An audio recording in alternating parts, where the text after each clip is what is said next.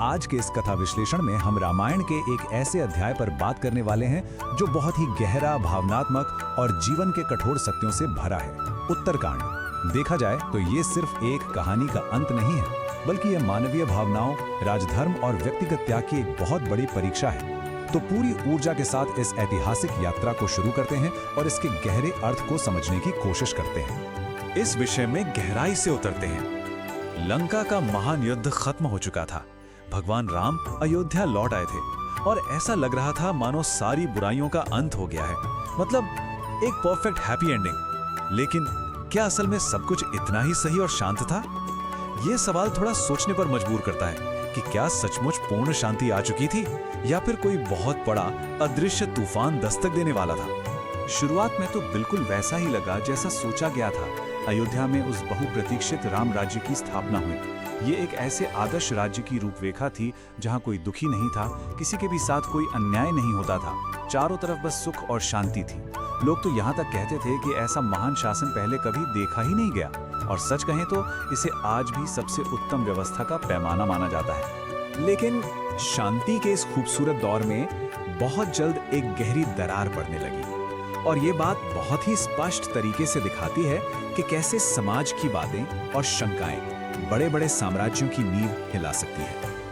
हुआ यूं कि अयोध्या के कुछ लोगों के बीच एक अफवाह, एक तरह का सवाल उठने लगा कि सीता तो इतने समय तक रावण के महल में रही थी। ये महज एक वाक्य नहीं था, ये वो चिंगारी थी जिसने राम राज्य की शांत सत्ता के ठीक नीचे एक आग सुलगा दी। तो सबसे महत्वपूर्ण बात ये आती है कि भगवान राम के सामने जीवन का सबसे बड़ा और सबसे कठोर धर्म संकट आ खड़ा हुआ। एक सीधा टकराव। एक तरफ था एक पति के रूप में अपनी पत्नी के प्रति उनका असीम प्रेम और अटूट विश्वास, और दूसरी तरफ था एक राजा के रूप में उनका अटल कर्तव्य, उनका राजधर्म। एक राजा होने के नाते अपनी जनता के सवालों का समाधान करना अनिवार्य होता है, जो कि व्यक्तिगत जीवन से बहुत अलग और बेहद जटिल काम है। इस भयानक मानसिक द्वंद्व में अंततः राजधर्म की ही जीत हुई। राम ने भारी मन से एक बहुत ही कठोर निर्णय लिया। उन्होंने अपने अनुज लक्ष्मण को आदेश दिया कि वे सीता को तुरंत जंगल में छोड़ आएं। यह एक ऐसा आदेश था जिसने सबको भीतर तक रुला दिया। लक्ष्मण खुद बहुत गहरे दुख में थे, लेकिन आदेश का पालन करना उनका कर्तव्य था। और यहाँ सबसे विचलित करने वाली बात यह थी कि सीता उस समय गर्भवती थी। फिर भी राजधर्म के पालन के लिए उन्हें वन में निर्वासन के लिए भेज दिया गया। पर इस घने अंधकार के बीच एक उम्मीद की किरण भी थी। वन में बिल्कुल अकेली गर्भवती सीता पूरी तरह से टूट चुकी थी। उनका दुख अकल्पनीय था। लेकिन उसी भयानक जंगल में महान महर्षि वाल्मीकि ने सीता को अपने आश्रम में एक सुरक्षित स्थान दिया।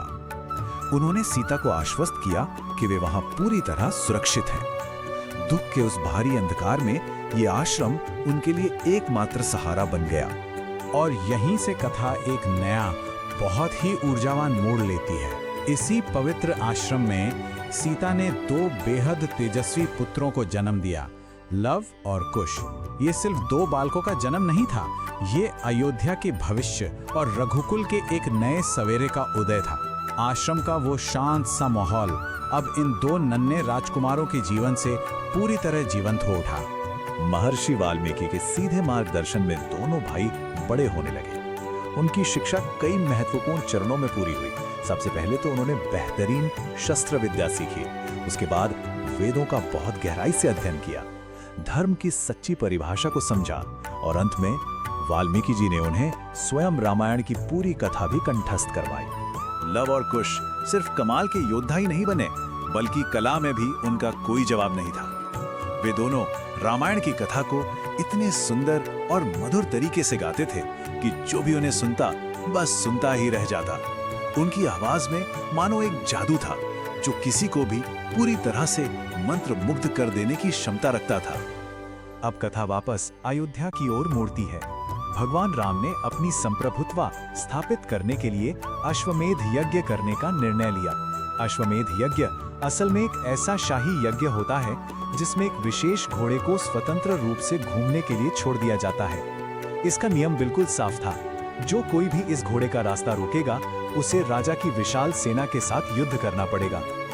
और फिर वो हुआ जिसने सबको चौंका कर रख दिया। घूमता हुआ वो शाही घोड़ा वाल्मीकि आश्रम के पास आ पहुंचा और वहां इन दोनों किशोरों लव और कुश ने बिना किसी डर के उस घोड़े को रोक लिया। राम की विशाल सेना उन्हें हराने के लिए आगे तो बढ़ी, लेकिन इन दोनों बालकों ने अपने असाधारण युद्ध कौशल से राजा की पूरी सेना को अकेले ही धूल चटा दी।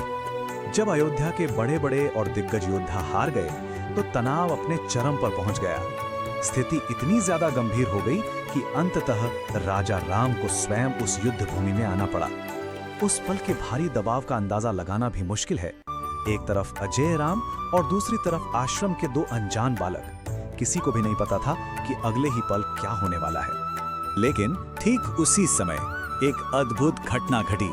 शस्त्र उठाने के बजाय लव और कुश ने युद्ध भूमि के बीचों बीच रामायण का गान शुरू कर दिया।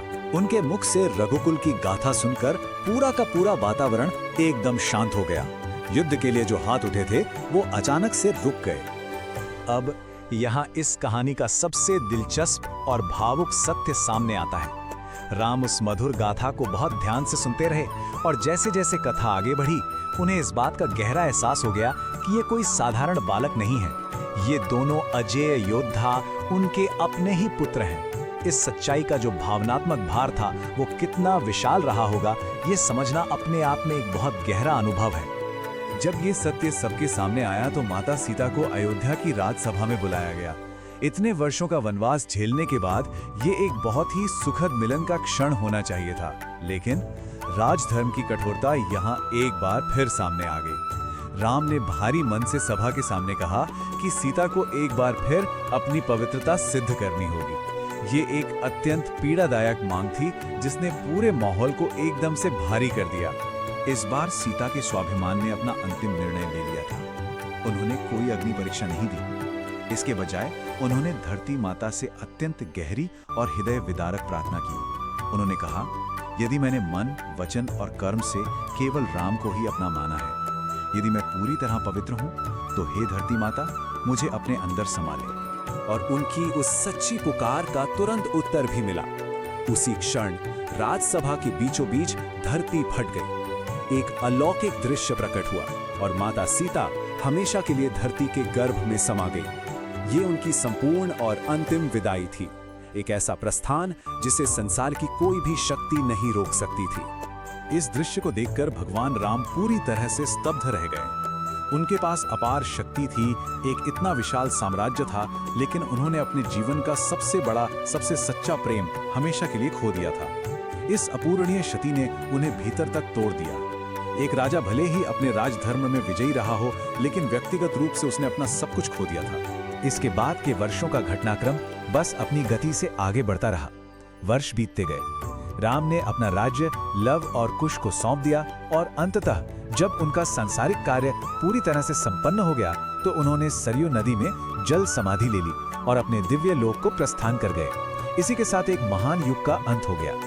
उत्तरकांड सिर्फ एक कथा का समापन भर नहीं है। यह बहुत स्पष्ट रूप से सिखाता है कि कर्तव्य हमेशा सर्वोपरि होता है। सत्य और धर्म की अंततः विजय होती है। लेकिन इसकी सबसे बड़ी और भारी सीख यह है कि हर जीत की एक बहुत बड़ी कीमत होती है और हर बड़े सत्य को एक विशाल त्याग की आवश्यकता होती है। और यहीं हमारा आज का ये कथा विश्लेषण समाप्त होता है। लेकिन यह अंत अपने पीछे एक ऐसा प्रश्न छोड़ जाता है जो सदियों से गूंज रहा है। क्या राजमुकुट और नेतृत्व के लिए हमेशा इतने पूर्ण और कठोर व्यक्तिगत बलिदान की आवश्यकता होती है? क्या सत्ता और धर्म की वेदी पर हमेशा व्यक्तिगत खुशियों की आहुति देनी ही पड़ती है? यह एक ऐसा विचार है जिस पर चिंतन करना बेहद जरूरी है।